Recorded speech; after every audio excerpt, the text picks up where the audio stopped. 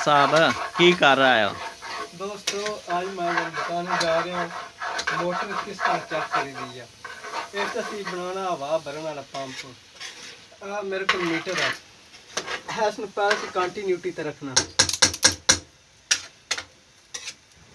इसके 3 पॉइंट में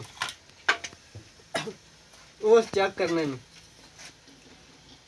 आ कॉमन है, आ रनिंग है साइड वाला ते आ जेड़ा स्टार्टिंग है वो चेक करते हैं।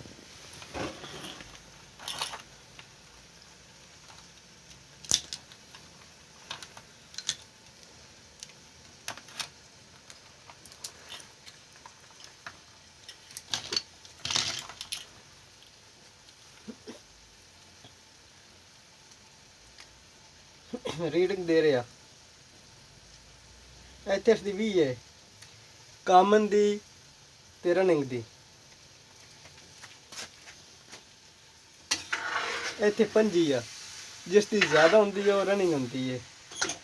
हूँ असी कामन छोड़ के दूसरे दो चेक करते हैं। रनिंग तो स्टार्टिंग 45 आ गए। हूँ चेक करते हैं शार्ट नहीं साडा कंप्रेसर कोई नहीं सही शार्ट पहल चेक की कामन नाल कोई नहीं शार्ट। हूँ इस तो अगे असी डायरैक्ट चलाना हो तो एक तार उत्ते लानी है कामन ते एक रनिंग ते, फिर असी पेचकस एक ला लेना इस तरह इन्होंने 2 पॉइंटा शार्ट करके छोड़ देना, मोटर सारी स्टार्ट हो जाएगी। हूँ असी उस तरह ना चेक करते असी चेक करते हैं साढ़े को रिलेवा पईयां ने एक रिले असी मैच करते हैं इतों कोई लै लियो।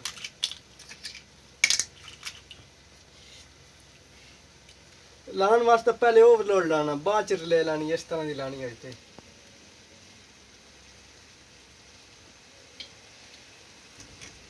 जी सिर्फ डन फास्ट लानी चाहिए इस नाल ओवरलोड नहीं लगती, ओवरलोड डन फास्ट अंदर होंदा।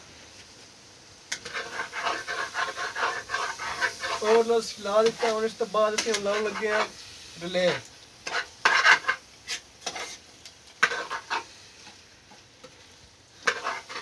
साडी रिले भी लग गई। हूँ असीं इहनूं बिजली दे के चेक करते हैं साडी मोटर चलती है नहीं चलती।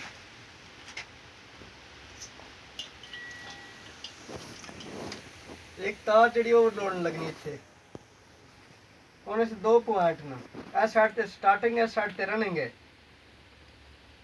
काम असी रनिंग चलाना।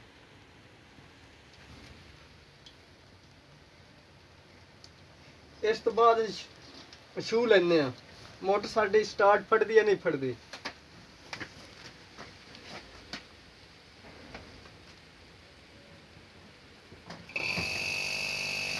जी चल गई है जी मोटर साडी जी चल गई है।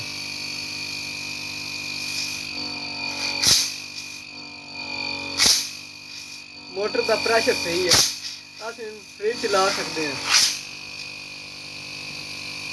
हवा बनी हो टायर च फिर इस पैप ला लेना जेड़े मर्जी टायर च हवा भरो, कार दे भरो मोटरसाइकिल दे भरो साइकिल दे भरो रेहड़ी भरो जिस मर्जी भरो। जिन्हें दोस्त नहीं पता नहीं पता चल गया ना इस हवा अंदर खिंचनी तो बाहर काटनी है। हूँ मैं जल चलना